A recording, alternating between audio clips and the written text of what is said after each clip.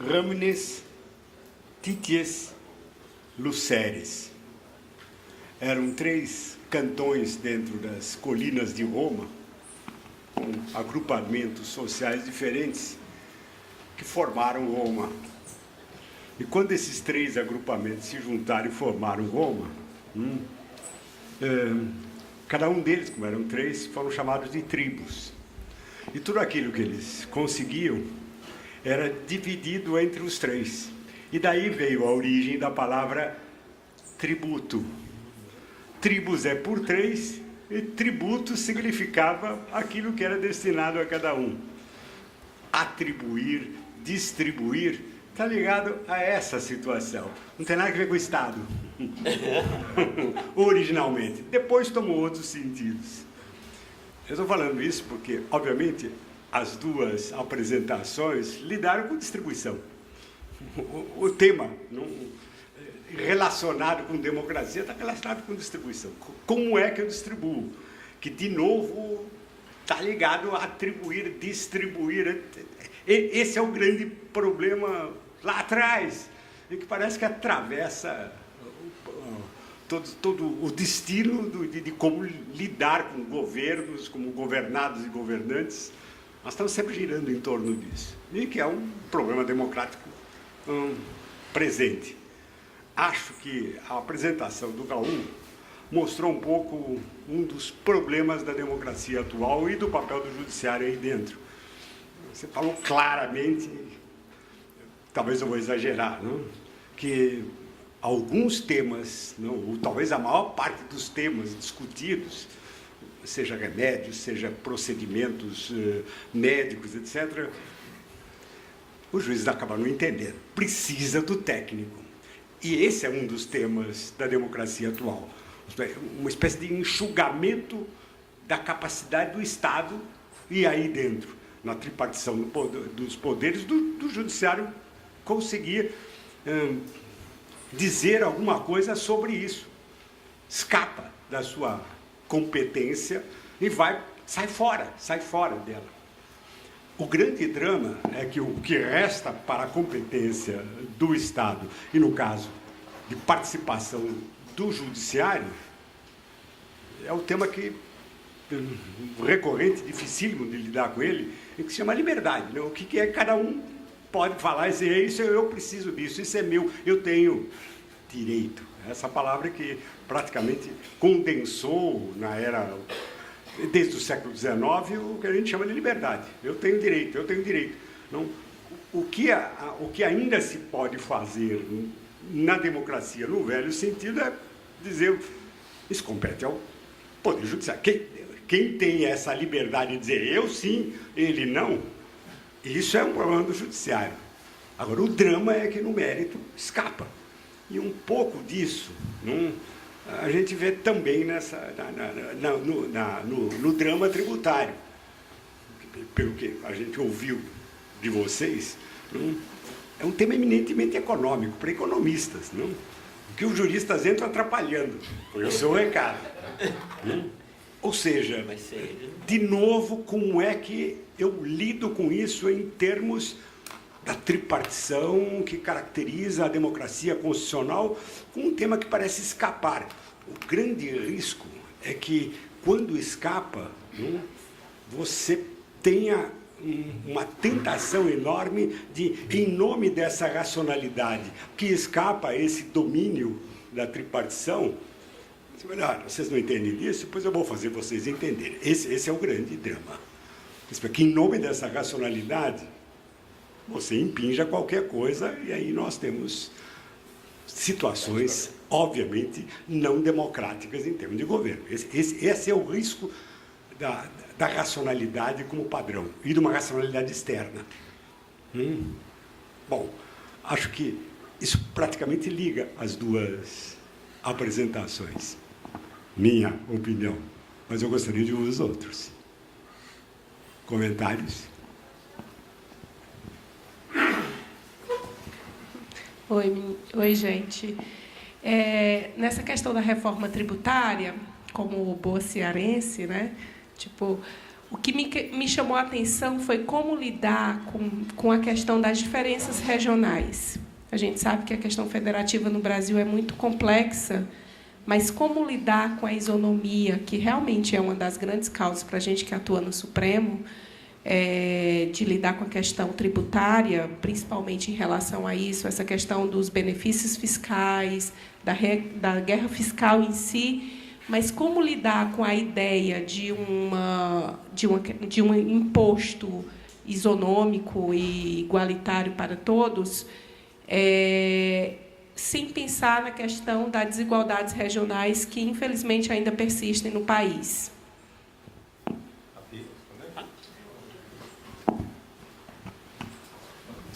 Acho que a pergunta é muito boa e, na verdade, a resposta é a mesma que o Nelson deu para a cesta básica. Vamos fazer política de desenvolvimento regional de forma eficiente através do orçamento. Botar dinheiro, e, aliás, está na nossa proposta. Tá? A gente não mencionou aqui, porque tem um monte de questões que a gente não mencionou, mas a ideia é transferir recursos para reforçar a política de desenvolvimento regional. Qual o problema do modelo que a gente tem hoje? E aí, o montante que seja necessário para ter uma boa política de desenvolvimento regional. Assim, claramente. O que... e aí a União, sim, vai ter que botar dinheiro, está dentro da nossa proposta. Claro, a gente não está dizendo quanto, porque aí tem uma negociação política a ser feita, mas é extremamente importante que isso venha. Qual o problema? O problema é que a política que a gente tem hoje é extremamente ineficiente. Então, vou só dar um exemplo. Todos os estados dão benefício. Todos. Não tem nenhum que não dá. São Paulo, e, geralmente, o estado dá benefício para atrair empresa que não tem vocação para ir para o estado.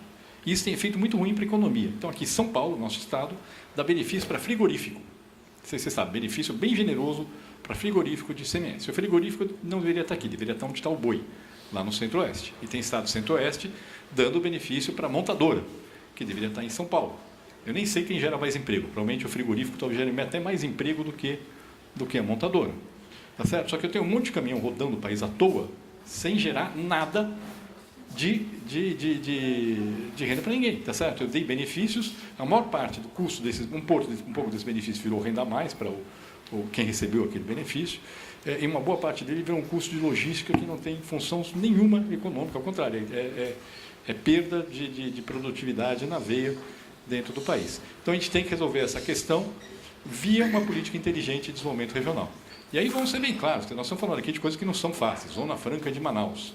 Zona Franca de Manaus custou, segundo a estimativa da Receita, esse ano, 24 bilhões de reais de renúncia de tributos federais. Cria um pouco mais de 80 mil empregos diretos, o que dá um pouquinho menos de 300 mil reais de renúncia de tributos federais por emprego direto gerado na Zona Franca. Posso te garantir que dá para fazer uma política de desenvolvimento regional muito mais eficiente, muito mais barata do que a que a gente tem hoje para aquela região. Mas são questões que vão ser, certamente são questões difíceis politicamente. Tá certo? Você está olhando para o Ceará, vou dizer, a Zona Franca é mais complicada do que o Ceará, tá certo? Mas temos que enfrentar. Nós vamos continuar dando quase 300 mil reais por emprego gerado na Zona Franca, é isso? Esse é o custo social. É isso que a sociedade está pagando, porque, óbvio, não estou cobrando imposto, não, mas estou cobrando mais outros impostos para poder ter o mesmo gasto que eu tenho, porque eu não estou cobrando aquele imposto. Então, obviamente, a sociedade inteira está pagando por esse benefício. Tem formas mais eficientes de fazer. E é basicamente essa a nossa ideia, mais transparentes, inclusive. Compra e prestação de serviços via internet.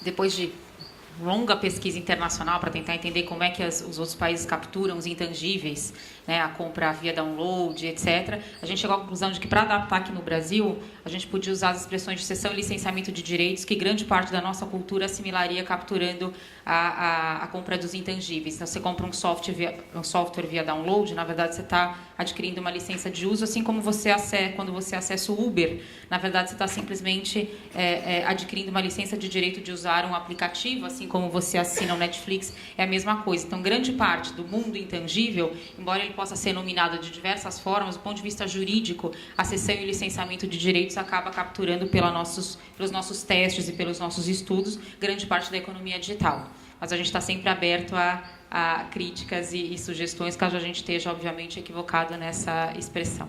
Vai ser tributado como tudo. Sim. E vai ser tributado como tudo. A questão dos serviços, com quem fica? Você quer dizer em termos de competência? Isso, questão de... É única, sei, mas Brasil.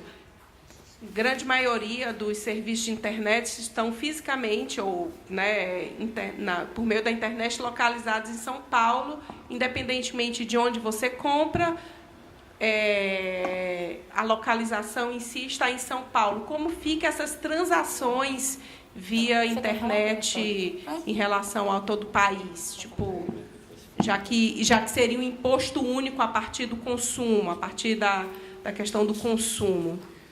A ideia é que esse imposto, diferentemente do que nós temos hoje no ISS e no ICMS, aonde o imposto é cobrado, aonde o produto é executado, onde a produção ocorre, onde a saída se dá, a nossa proposta é que esse imposto, como ele é um imposto sobre o consumo, ele será um imposto que pertence ao destino. Ao destino. Então, qualquer comércio eletrônico que se faça, mesmo que o site esteja em São Paulo ou em Singapura, né, se a gente conseguir identificar que um cidadão lá de Quixeramobim fez a compra, aquele recurso será recolhido e a parte municipal pertencerá ao município de Quixeramobim, porque o comprador ou o consumidor está lá. A parte do Estado pertencerá ao Estado do Ceará e à parte federal da União, né? Então, é um imposto que será cobrado no destino e, portanto, também será destinado aos entes federativos no destino. E, com isso, a gente resolve o problema da guerra fiscal. A gente acaba com a guerra fiscal, mas não resolvemos o problema do desenvolvimento que você colocou. Mas é só por orçamento. Observa, Nelson, tradicionalmente, ou seja, historicamente, a partir, digamos, dos desenvolvimentos do Sul, o Sul sempre tributou a poupança consumida do Norte e do Nordeste. Porque o centro de produção era São Paulo, Rio de Janeiro, e o que acontecia? Você mandava o produto para o Norte e o imposto era na origem, ou seja, eu estava tributando o consumo. E houve uma enorme transferência de renda do Norte e Nordeste para o Sul via esse modelo tributário. E observem, eu falava sobre a dificuldade em relação ao conceito de mercadoria. Eu me lembro que no Supremo, quando nós estávamos lá, o Estado de Mato Grosso, uma coisa assim, colocou a tributação sobre o download. E aí um colega me disse assim, mas isso não é mercadoria? Porque a mercadoria é física. Aí eu disse, mas espera um pouquinho.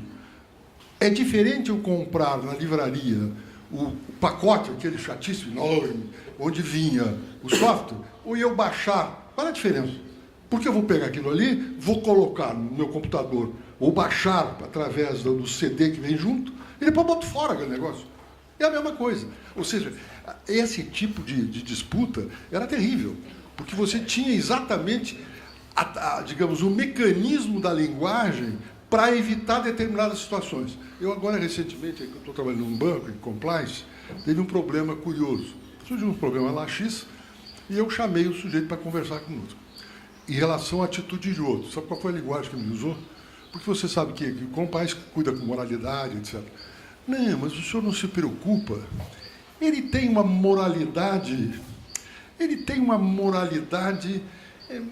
fazia assim com jeito, dizia assim, depois disse assim, é uma moralidade desavisada. Perceberam? Agora, essa coisa do tributo é efetivamente uma disputa. E observem mais, olha aqui, hoje, quando você faz o incentivo via IPI para a indústria automobilística, você retira aquele percentual da receita do IPI. Mas o IPI integra o fundo de distribuição dos estados. Logo, Rondônia, que não tem nada a ver com a indústria automobilística, está financiando a indústria automobilística de São Paulo, ou de Minas Gerais, ou do Rio Grande do Sul. Lembre-se daquela discussão que houve, politicamente que houve, em relação ao Ceará, que tinha um benefício fiscal muito alto em relação à construção deu aquela origem daquele Jeep, trailer, alguma coisa assim. Lembre-se que quando o Rio Grande do Sul, por razões políticas do novo governador, abriu mão da criação da FOR no Rio Grande do Sul, teve-se um problema em relação a gozar a FOR da Bahia do mesmo benefício fiscal que tinha a Trolley. O que fizeram? Integraram a Trolley da Bahia com a FOR da Bahia, e aí a Bahia passou a beneficiar-se daquele incentivo fiscal. É um negócio completamente maluco, porque mexe na alocação dos recursos econômicos e torna tudo ineficiente. Ou seja, você começa a trabalhar com esse tipo de coisa. Está correto. Agora, uma coisa é a seguinte, acho, uma questão meramente de observador. Evitem o máximo possível de que essas normas dessa tributária sejam normas de natureza constitucional. E por quê? Porque, veja bem, quando se fez na Constituição aquele mundaréu de confusão em relação ao sistema tributário, havia uma desconfiança de todo mundo queria se assegurar naquilo lá. Aí o que aconteceu? Você erigiu um fiscal da norma infraconstitucional, e aí começaram os litígios. O Supremo começou a fiscalizar a constitucionalidade das normas tributárias infraconstitucionais. E aí o que aconteceu? A formulação da política pública passou a ser fiscalizada pelo tribunal vis-à-vis a Constituição. Se você tirar da Constituição, você está retornando ao Poder Executivo e ao Poder Legislativo a capacidade da formulação efetiva de políticas fiscais vinculadas ao problema econômico. Porque, na verdade, você tem razão. Entender de economia dentro dos tribunais é complicadíssimo. Quando eu estava na presidência do tribunal, eu levei uma economista para lá. Foi um escândalo, que todo mundo reclamou. Disse, mas o que está fazendo o economista aqui? O que fazia economista? Ela fazia um trabalho de uma página e meia, dizendo exclusivamente do que se tratava em termos econômicos aquela demanda. O que estava na base daquela demanda em termos econômicos. Só isso. Não diziam como é que os juízes tinham que usar, porque se dissesse, eles não liam. Então, ou seja, é fundamental ter essa integração. Agora, quanto menos regras constitucionais você tiver nesse modelo, menos a intervenção de, digamos, aqueles que querem fazer a justiça de uma forma muito curiosa. Eu me lembro que houve, quando o Supremo declarou a inconstitucionalidade da emenda sobre precatório, viram que fizeram uma bobagem, que aí ia voltar ao sistema anterior, que era péssimo. Aí resolveram que tinham que modular, não é isso? Aí um colega, agora, enfim, um ministro, me telefona e diz assim, o que tu acha? Porque eu tinha trabalhado nisso. O que tu acha sobre o júri disso aqui? Tu não acha menor que o júri é X%? Eu acho que 5 ou X mais 1 não dá certo. O que tu acha de X%? Eu digo, ô fulano, eu quero ver os cálculos. Ele disse, mas que cálculos? Eu quero saber o cálculo do impacto disso nas contas públicas. Aí dizer, não, eu estou falando em justiça. O Raul queria falar. Bom, gostei muito, aprendi muito. Eu convivo com o Marcos há uns 40 anos, escuto o discurso dele sempre. E acho que a simplificação ajuda, inclusive, o cidadão comum a se planejar na vida, que acho que é uma coisa bastante importante. Cada vez mais, quem está começando a vida precisa se programar, e com isso ele consegue ter uma ideia de como vai ser a vida fiscal dele. Eu queria fazer uma pergunta direcionada a uma situação específica. O sistema de saúde, mais da metade das internações ocorre em hospitais filantrópicos. Os hospitais filantrópicos têm hoje uma isenção fiscal equivalente à contribuição social. Qual que é, dentro dessa nova leitura, ou dessa nova proposta, como é que ficam os hospitais filantrópicos de um modo geral? Quer dizer, o que vai acontecer? Vamos discutir, né? Na verdade, esse é um ponto, não é uma boa discussão. Esse é um dos pontos em aberto. Porque alguns FIES, se quiser complementar. FIES. Bom, com relação aos hospitais, é um ponto que está em aberto, é um dos poucos pontos. A gente tem alguns 5 pontos que a gente está discutindo ainda, esse é um deles. Tem algumas opções. Se o hospital é filantrópico, ele não cobra pelo serviço prestado, obviamente, na parte de tributação do bem e serviço, ele não vai ser tributado. O que a gente está discutindo é se ele deve ter o crédito em cima do imposto recolhido sobre os insumos que ele utilizou. Que, na verdade, ele pode estar desonerando mais ainda do que é desonerado hoje esse serviço. Essa reforma não mexe na renda, nem no lucro. Ele não mexe na renda. A gente não está mexendo em contribuição social sobre o lucro líquido, isso é outra coisa. Nem na folha, nem na renda. O que o senhor está falando de contribuição social sobre o lucro líquido, nós não estamos mexendo. Não, veja, porque os pais são filantrópicos, mas tem que cobrar tudo que fazem, porque senão não sobrevivem. Né? O hospital filantrópico é aquele que não vai o dinheiro para o bolso de alguém. Tudo que se faz fica na instituição. E se a gente pensar no principal grupo dos filantrópicos, são as Santas Casas, então uma mais detonada que a outra. Né? Então, o que a gente brigou lá atrás, ainda quando o Serra era o ministro, é que a contribuição social fosse liberada para esses hospitais gastarem em ações de saúde e não ir para uma vala comum. Para alguns hospitais, isso está sendo importante como ação social. Sírio-Libanês, Einstein, por exemplo, tem uma série de ações que só podem acontecer por causa dessa isenção fiscal. Né? Outros que têm a sua configuração com o SUS atendendo 60%, o que inviabiliza. Se vocês forem tirar um pouquinho mais de dinheiro, se preparar para fechar todas as santas casas do país. Esse é um problema realmente sério. Deixa eu falar um pouquinho. Essa é uma questão bastante interessante, porque nós temos um sistema hoje tão complexo que você precisa pedir isenção disso, daquilo, e não sabe exatamente o quanto você está pagando de imposto ou não. Então, se um hospital filantrópico estiver isento, não paga, não sei o quê, mas quando ele compra... Qual que é o retorno que ele dá também? Isso, mas a discussão é, quando ele compra insumos, pode vir imposto embutido nisso. E seguramente tem imposto embutido. Então, aqui eu só queria fazer a seguinte distinção.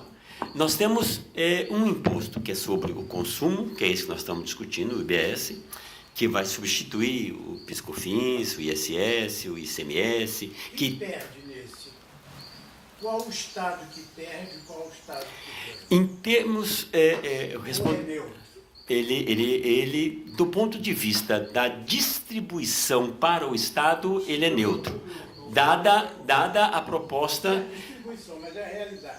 Não, a distribuição na realidade. Mas deixa eu responder primeiro aqui e eu respondo na sequência. Então... a primeira distinção que a gente precisa fazer é dos tipos de impostos. Nós estamos discutindo apenas o imposto sobre o consumo. O imposto de renda e a contribuição social sobre o lucro líquido não está nessa discussão, não está contemplado nessa discussão. O que está contemplado é o imposto sobre o consumo. A regra geral que nós estamos trabalhando nesse imposto é que quem paga o imposto não é a empresa. Quem paga o imposto independe da forma como a entidade se organiza para prestar o serviço. Independe.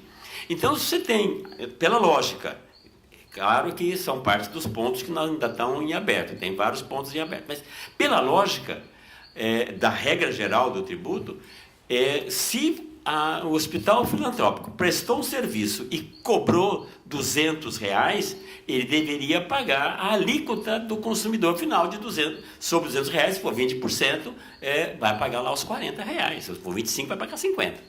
Teria que pagar. Por quê? Porque esse imposto estaria sendo cobrado do paciente. Se você cobrou 200, vai cobrar 250. E como esse imposto trabalha no sistema de débito e crédito, todos os impostos ao longo da cadeia darão crédito. De tal forma que a vacina que comprou, o medicamento que comprou, o serviço de lavanderia que você comprou, darão crédito. Tudo dará crédito. E de tal forma que o imposto será pago não pelo hospital, mas será pago pelo consumidor. Nesse sentido, esse consumidor, se for uma pessoa de renda normal, bom, paga imposto como todo mundo.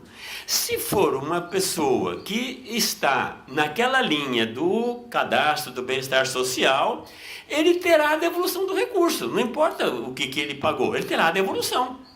Se ele comprou feijão ou se ele teve um trabalho de medicação no hospital filantrópico. Nesse sentido, queria reafirmar que esse imposto não é um imposto pago pela entidade. Esse é um imposto pago pelo consumidor. Mas não é bem assim, porque a instituição ela compra. Os hospitais hoje vivem de mate-mate, você sabe disso.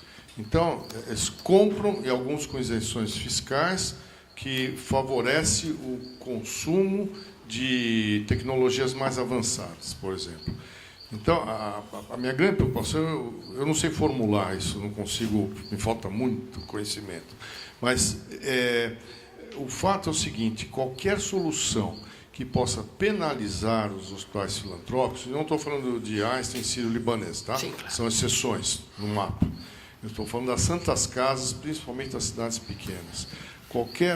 Eu acho que vocês deviam pensar nisso de uma forma, talvez à parte. Como é que se faz para que essas instituições não sejam penalizadas no novo modelo? Faz sentido o que você fala, Raul. Nós precisamos compatibilizar a regra geral com algumas exceções. Por exemplo, nós estamos trabalhando com a ideia de que pequenos negócios não façam parte do clube do IBS. Então, ele não faz parte. Significa que ele está isento. Então, agricultura familiar, que é um assunto sobre o qual a gente já se debateu, já se debruçou. Não, então não vamos cobrar, está isento. Até porque, se for cobrar o imposto dele, nós vamos ter que devolver o crédito do herbicida que ele comprou, do adubo que ele comprou, do óleo diesel que o tratorzinho dele consumiu. Eu vou ter que devolver isso para ele. Ele vai ter que pagar e eu vou ter que devolver. Então, para simplificar os negócios, nós estamos trabalhando com a ideia de que pequenos negócios estão fora do clube do IVA, portanto, não pagariam. Talvez Santas Casas pudesse entrar em algo desse tipo, mas é preciso pensar bastante. Por quê? Porque... Não, e até exigir uma contrapartida, viu? Um dos problemas dos hospitais, desculpa te interromper, um dos problemas dos hospitais é que eles são muito mal administrados. Então, se você não exigir algumas atitudes internas, jogar também dinheiro saindo pelo ladrão. Mas da própria lógica do imposto, se a gente não tomar cuidado, ao invés de estar fazendo um benefício para a Santa Casa, nós vamos estar fazendo uma maldade. Aquilo que o Jobim me acusa, e não é verdade. A ideia é que, se aquela entidade for isenta, não paga o tributo na última fase, mas todos os tributos que incidiram a montante na cadeia vai estar sendo suportado pela entidade. Então, é preciso pensar bem esse tipo de situação, mas é um assunto que a gente vai levar para a prancheta para pensar. Porque o país depende das Santas Casas. Seguro. Deixa eu responder a questão do professor que levantou. Do ponto de vista da arrecadação para os entes federativos, a nossa proposta trabalha com a ideia de separar a transição. Nós vamos fazer uma transição. Nós temos hoje uma situação onde os impostos são distribuídos em função da produção, dos incentivos, essa confusão toda que está aí. Na medida em que a transição, esse imposto for aprovado e a transição começar a rodar, nós vamos ter um tempo de transição de 8, 10 anos, para que os impostos, esse imposto novo vá crescendo em termos de alíquota, os velhos vão reduzindo em termos de alíquota, até que ao final de 8 anos desaparecem os impostos velhos, temos só o imposto novo. Isso do ponto de vista da... Claro, professor. O senhor está dizendo que são 8 anos para São Paulo aceitar isso. Não, ele... terão que aceitar, não só São Paulo, mas todos os estados mas e o Congresso. Comparando agora, a sombra com o sol, quem perde e quem ganha. Eu estou completando, só para completar, professor. Nós separamos a transição das empresas e da sociedade, ou seja, a maneira pela qual o imposto vai impactar os preços relativos, da transição da arrecadação. Por quê? Porque o imposto será arrecadado e será feito de forma centralizada e vai para um fundo só. E a distribuição desse fundo, durante 20 anos, que é a proposta dessa, durante 20 anos, ele será distribuído exatamente na proporção do que ele arrecada hoje. Então, aquele fenômeno que existia de os estados do Sul bombearem recursos fiscais em função do tipo de imposto que a gente cobra em cima da produção, vai continuar, de alguma maneira vai continuar. Por quê? Porque ele vai estar recebendo exatamente aquilo que está recebendo agora. Depois de 20 anos, começa uma transição para o destino. E aí temos 30 anos para fazer a transição para o destino. Então, ao final de 50 anos, a arrecadação será totalmente no destino. E aí nós temos a ideia de que não vai haver reclamação, mas se houver, estaremos aqui para responder a todos os questionamentos. Bom, Desculpa a brincadeira, professor, mas eu não resisti. Lógico. No seu caso, eu entendo essa preocupação, que não é minha, porque eu sou imortal.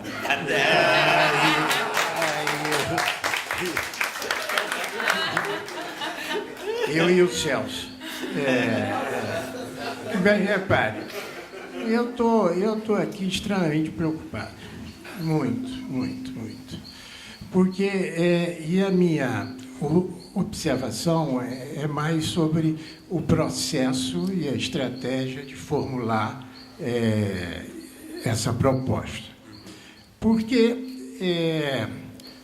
por exemplo, foi mencionado aí que, quer dizer, ninguém vai defender a justiça aqui, ninguém vai defender o judiciário aqui, ninguém vai defender os advogados aqui, porque aqui foi um ataque dos economistas, compreendeu? Colocando a culpa de tudo no judiciário e nos advogados, e de uma forma que eu já ouvi falar.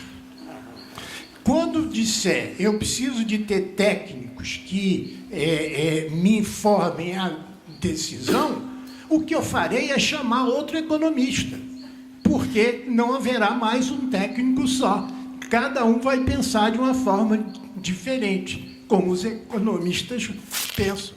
E colocam isso como um problema dos advogados, de não saberem o que A é A e que A é B. De modo seguinte, nós já ouvimos essa história da técnica. E o vimos na Revolução de 64. O vimos como? O vimos quando o doutor Roberto Campos dizia que substituiria a legitimidade democrática pela eficácia técnica do projeto econômico. Mas, certo ou errado? Hein? Foi isso. Foi isso. Então, transpor para a técnica a incerteza que não se consegue no jurídico é apenas um artifício. Primeiro ponto. Segundo ponto. Eu, ultimamente, todo mundo, André Lara, Pércio, Paulo Guedes, etc., tem uma estratégia que resolve tudo, que é a desconstitucionalização dos problemas. Então, agora, todo mundo quer desconstitucionalizar o problema. Por quê? Porque, como não vai se ter reforma da Constituição, então a estratégia de cada proposta é desconstitucional. Eu não estou entrando no mérito de se é bom ou se é ruim. Eu estou fazendo uma análise das opções aqui feitas. Então, qualquer área da economia, hoje, a estratégia, e de pessoas que estavam em lados opostos, como André e Pércio e Paulo. É o seguinte, desconstitucionalizar. Desconstitucionalizar é um ato apenas de tornar a decisão política mais fácil para o grupo que tiver no poder. Somente isso. Porque é mais difícil você fazer isso. Então, e eu já ouvi também essa estratégia de temos que escrever bem a lei. Temos que escrever bem a lei. Foi quem disse que isso, Nelson? Temos que escrever bem a lei, porque senão acaba com o meu Código Civil. Napoleão disse a mesma coisa. Napoleão disse a mesma coisa. Eu tenho que escrever bem a lei para que não tenha intérprete. Eu proporia que os economistas assumissem a responsabilidade pelo que tem nesse país. É somente uma defesa apaixonada dos advogados, mesmo porque, repare o caos que vocês trouxeram. É certo? Repare o caos. O que vai acontecer com os advogados se a lei tiver a clareza que vocês estão propondo? O que vai ocorrer? Vai índice de desemprego no Brasil. Lógico. Então você. Agora, o que vai ocorrer com as faculdades de direito? Dal. E o que vai... Vamos fazer para de medicina. Pelo amor de Deus, só quer implementar. Mas escutai-te. A minha terceira pergunta é: o que vai acontecer com a feiticeira? Então volta tudo para trás. Aí só o professor Eurico para responder as suas indagações. Joaquim. Você está vendo a estratégia. Esquece tudo. Botou advogado contra advogado. Isso aí fora, isso faz parte. Joaquim, o professor Alcides Jorge Costa, que foi titular da USP, colega do professor Tércio, dizia que nós tínhamos que erguer, em frente à OAB, uma estátua em homenagem ao economista anônimo. Porque, enfim, a nossa categoria nunca ganhou tanto dinheiro com o Plano Collor. 1/3 do patrimônio de todos foram para os advogados que entraram com mandado de segurança para tirar o dinheiro de volta do empréstimo compulsório. Enfim, nós tributaristas estamos enriquecendo há muito tempo. Foi quem mesmo que fez o Plano Collor? Economista, sempre. Então, nós temos que erguer uma grande estátua em frente ao OAB, em homenagem aos economistas. Por isso, essa reforma está sendo escrita pela primeira vez por juristas, mas ouvindo os economistas. Eu acho que a grande diferença é essa. O que nós temos hoje em dia é uma legalidade fragmentada, é uma mesma base de imposto dividido em 5.760 legalidades, cada município tem a sua legalidade, tem o seu lobby, cada estado tem a sua legalidade, cada ICMS de cada estado são cerca de 7.000 páginas, hipercomplexo, cheio de portarias, o imposto, o PIS/COFINS tem mais 10.000 páginas, ou seja, houve uma profusão de produção de legalidade e que, na verdade, todos os tributaristas e advogados são rent-seekings, vivem dessa complexidade e estão viciados nessa complexidade. Então, acho que foi a primeira vez, eu, a Van, e a gente está trabalhando com um grupo de juristas, que a gente está trabalhando para simplificar a legalidade. Então, entendendo os objetivos econômicos, traduzindo isso para o direito e criando um novo paradigma de legalidade. Então, é engraçado porque é uma recriação da função do direito. Eu fui formado para interpretar as leis. E sempre disseram, não é seu papel fazer leis. O papel de fazer leis é dos economistas. A gente está se reempoderando nessa função do jurista estar ocupando esse espaço. Daí foi até curioso, na nossa formulação, a gente primeiro identificou quais são os princípios que a gente quer seguir para estar conseguindo desenhar toda a legislação, e, Joaquim, é difícil, porque todo o contencioso que foi se formando, tem uma brincadeira do Leonardo Boff entre o simbólico e o diabólico. O simbólico aproxima o sentido, o diabólico separa o sentido. Todo o contencioso que se formou no decorrer desses anos foi separando o sentido, isso é locação, isso é bem, isso aqui incide, isso aqui é renda, não é renda. Então, eu tenho uma base... eu tenho doutrinas e mais doutrinas fragmentando todos os sentidos, e a dificuldade minha e da Vanessa é colocar tudo isso, juntando todos esses sentidos, toda essa multiplicidade, esse caleidoscópio jurídico que foi formado, numa nova reconstrução de sentido, enxugando a Constituição e colocando uma lei só que consiga abarcar todas essas formulações. E é um grande desafio. Então, eu acho que é uma revigoração, é uma releitura da função do jurista, fazendo a lei e não simplesmente interpretando uma lei que está aí há 50 anos fragmentada em função de múltiplos interesses políticos, econômicos e dos juristas. O nosso principal veto player é a OAB. O pessoal da OAB falou, a gente é contra, a gente vai perder trabalho aí, e é difícil convencer os tributaristas que é bom fazer uma reforma tributária também, que vai simplificar o sistema.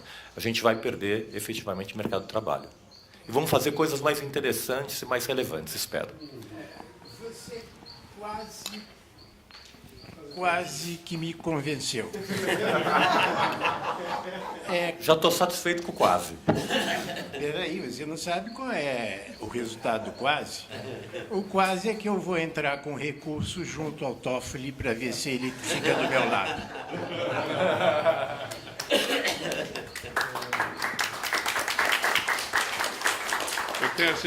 Eu queria primeiro dizer que a feiticeira realmente faz feitiçarias. Eu nunca imaginei, nem eu, nem Joaquim, nem o Raul, metidos num debate de reforma tributária. Isso eu nunca imaginei.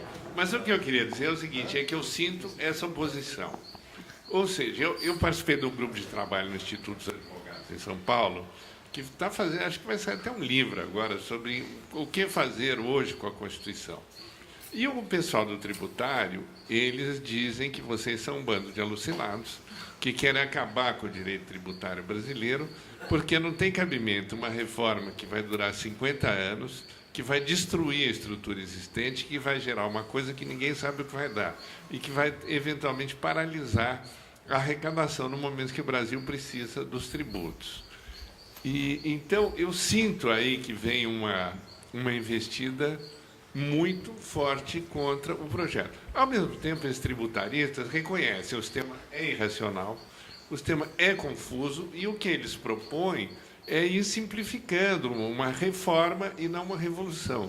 Então, eu acho que tem uma questão de ideologia tributária e de ideologia reformista ou revolucionária que eu gostaria de entender um pouco melhor, porque eu também saí daqui seduzido com as ideias de vocês, mas eu vi que ela provoca um certo horror em pessoas que são, independente de ganhar honorário, não ganhar honorário, em relação à eficiência e ao funcionamento do sistema.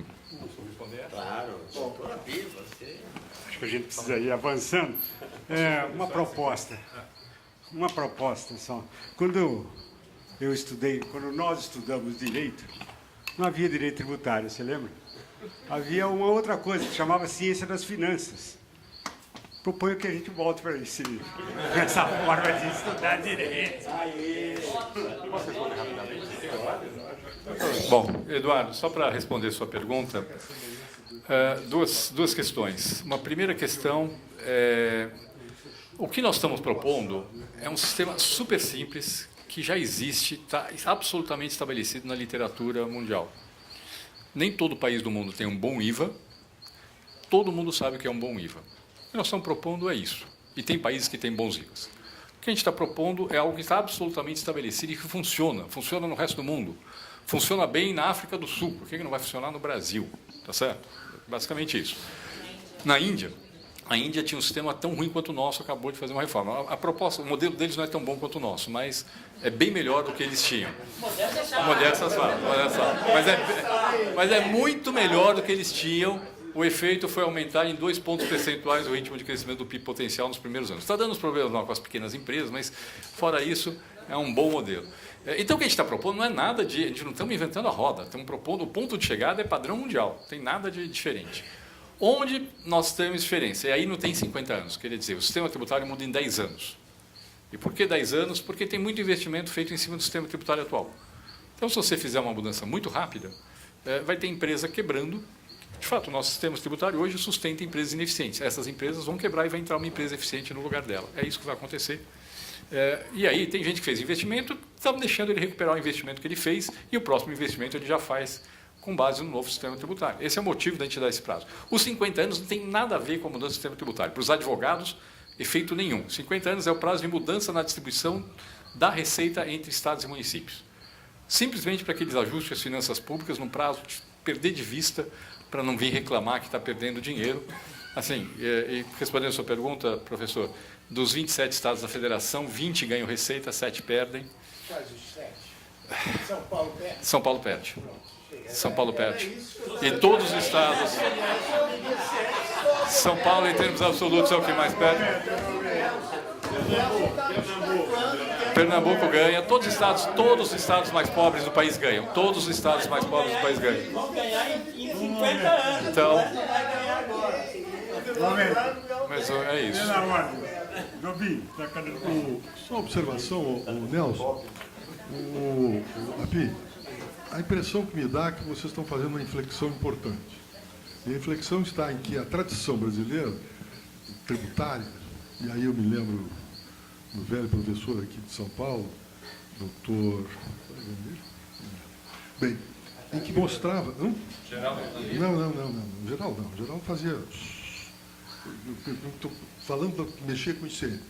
A grande sustentação desse professor era de que a opção brasileira foi distinta da opção americana, porque como o Brasil era uma terra de proprietários, se resolveu não tributar a propriedade e se tributar a produção. Ao passo que a opção americana foi tributar a propriedade e reduzir tributos da produção para estímulo do movimento. E esse modelo de vocês começa a fazer a inflexão no sentido de começar o problema de reduzir a tributação sobre a produção, transferindo para o consumo, com isso rege o consumo pela forma tributária, e você ainda mantém a possibilidade de uma tributação claramente na propriedade. Observem que o sistema tributário é um sistema que influencia a conduta social. Todo mundo se surpreende, acha muito bonito, não sei o quê, em que gosto tiveram em Amsterdã de fazer aquelas casas estreitas. Aquilo era tributação. O tributo predial na Holanda era cobrado pela testada, pelo tamanho da testada. O que eles fizeram? Reduziram a testada para menos tributo, e aí surgiu uma arquitetura que todo mundo gosta, adora, mas se você entrar, vai ver que aquele troço não termina nunca lá para trás, porque era a forma pelo qual eles faziam essa coisa. Eu acho que esse trabalho vai ter sempre esse se dá um jeito. que vocês estão invertendo o paradigma. Deixa eu só fazer um comentário rapidinho. Nelson, você pegou a nossa proposta, o eixo da nossa proposta. Na verdade, a gente está acabando com a tributação empresarial sobre a produção, está tirando as empresas e o lobby empresarial desse discurso, porque quem paga efetivamente imposto sobre o consumo é o consumidor. Então, a gente está limpando completamente. Então, instituição filantrópica, toma crédito, se acumular crédito, devolve. Ou seja, todas as empresas que estão no meio, na verdade, pagam zero de imposto. Quem vai pagar imposto efetivamente é o consumidor, que vai discutir nas eleições. Então, na verdade, é um modelo para constituir cidadania fiscal e acabar com esse lobby empresarial atrás de incentivos fiscais. Então, ele limpa completamente todo o eixo de produção, não tributa mais a produção, o transporte, ele vai tributar o cidadão no destino, que vai discutir a qual carga tributária ele quer pagar, e vai discutir serviço público, e a partir daí eu consigo reequacionar totalmente as forças e instituir o que a gente chama de cidadania fiscal.